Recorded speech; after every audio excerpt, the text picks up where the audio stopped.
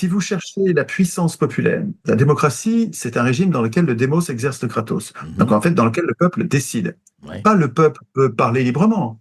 Bien sûr qu'il peut parler librement, mais c'est pas ça qui est caractéristique de la démocratie, c'est le fait que le peuple décide, qu'il Mhm. vote.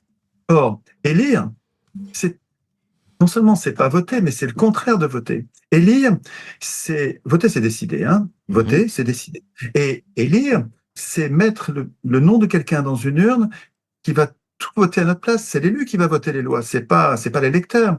L'électeur, par construction, il faut comprendre, comme vous disait Philippe tout à l'heure, euh, le régime dans lequel nous vivons est un régime qui est antidémocratique, il sert à tenir le pouvoir, le peuple à l'écart de toutes les décisions politiques. Donc, nous ne vivons pas en démocratie, nous vivons dans un régime qui a un autre nom, qui s'appelle le gouvernement représentatif. C'est ça le fléau qui afflige la Terre, pas seulement la France, hein, c'est tous les pays du monde. Hein.